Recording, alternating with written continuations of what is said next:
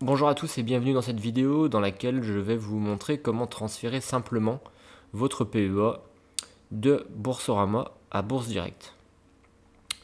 Donc pour les personnes qui n'ont pas de compte, vous pouvez en créer un simplement. Vous pouvez aller dans la description et cliquer sur le lien que j'afficherai.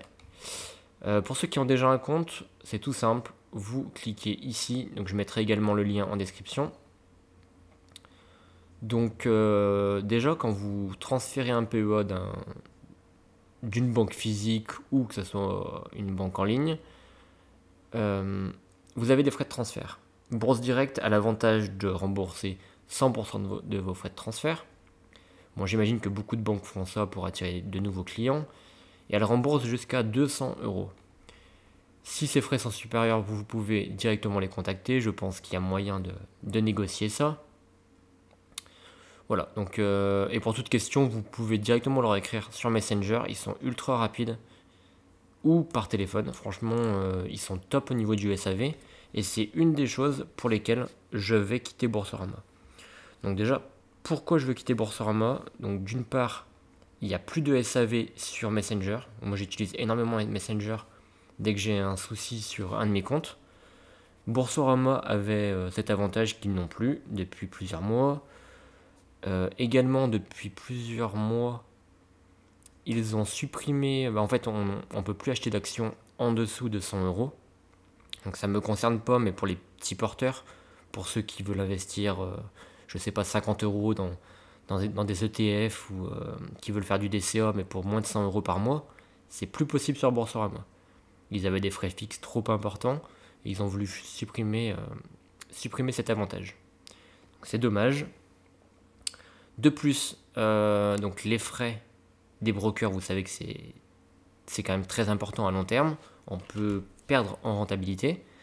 Bourse Direct a des frais relativement bas, plus bas que sur Boursorama. Donc tant mieux, à long terme je serai encore plus gagnant.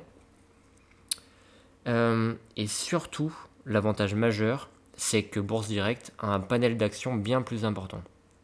Moi qui suis spécialisé dans les... Enfin, moi qui investis surtout dans les small caps, donc les petites entreprises qui ont une capitalisation inférieure à 1 milliard d'euros, il y a beaucoup d'entreprises que je n'arrive pas à trouver sur Boursorama. Et ça, c'est vraiment la chose, quand vous analysez des actions avec quand vous cherchez des actions avec des stock screeners et que vous arrivez à faire une analyse ensuite, que ça vous prend beaucoup de temps, vous êtes content d'avoir trouvé une bonne action, et vous pouvez même pas l'acheter ensuite, ça sert strictement à rien. Malheureusement, on ne peut pas avoir deux PEA, malheureusement. Donc vous êtes obligé de passer par un transfert. Donc voilà, tout simplement. Donc ensuite, pour l'ouverture du compte, c'est comme n'importe quelle banque, hein, j'imagine. C'est relativement simple, ils vous demandent des documents basiques. C'est un formulaire qui se remplit entre 5 et 8 minutes. Donc vous remplissez, vous avez les informations liées à l'identité, lieu de naissance, etc. Bon, ça je l'ai déjà fait. Donc vous pouvez le faire très facilement. Donc je ne vais pas le refaire, mais ils vont penser que je suis un robot, j'imagine. Ensuite, votre situation, donc c'est plus lié à votre travail, à votre situation financière, il me semble, et votre compte. Donc là, il y aura des informations par rapport à votre IBAN. Et l'information la plus importante lorsque vous transférez un compte, donc voilà, à la fin, vous allez avoir plusieurs documents que vous pourrez télécharger.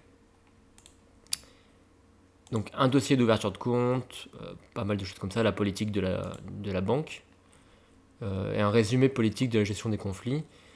Et concernant le dossier d'ouverture de compte, il y a vraiment une seule chose à faire qui différencie d'une ouverture classique de compte, c'est par quel moyen, donc voilà, c'est ici. Au niveau des données financières et bancaires, par quel moyen il faut bien mettre par transfert de portefeuille ou par transfert de PEA, en mettant l'IBAN de ce PEA en question. Voilà. Pour une ouverture classique, vous auriez mis par quel moyen? Je crois que c'est ouverture de compte. Et l'IBAN, vous mettez l'IBAN de votre banque avec laquelle vous voulez réaliser les virements pour alimenter votre compte. Mais là, il faut bien mettre par transfert de portefeuille. avec l'IBAN de votre PEA. Et voilà, il n'y a rien de plus compliqué.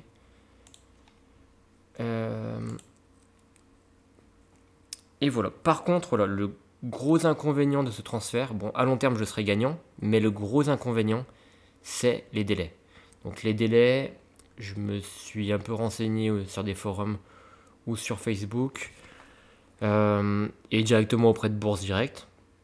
Bourse Direct m'a dit qu'ils ont une limite, c'est 3 mois maximum. Ils peuvent pas faire plus. Ils peuvent pas faire plus normalement. Après, peut-être qu'ils peuvent vous indemniser si les délais sont supérieurs. Mais voilà, normalement c'est 3 mois maximum, mais en moyenne c'est quand même relativement long, c'est 1 mois et demi, 2 mois. Et c'est souvent aux alentours de 2 mois.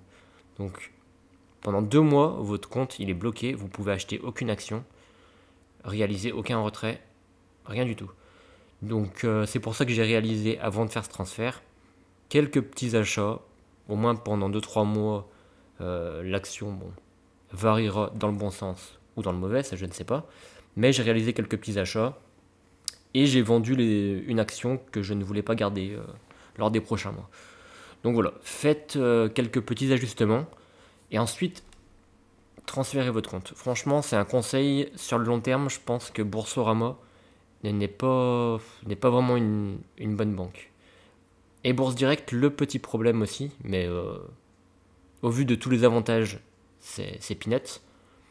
C'est au niveau de l'application. Au niveau de l'application, Boursorama a une interface magnifique.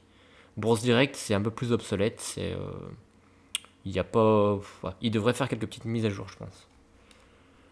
Mais bon, on n'est pas là pour.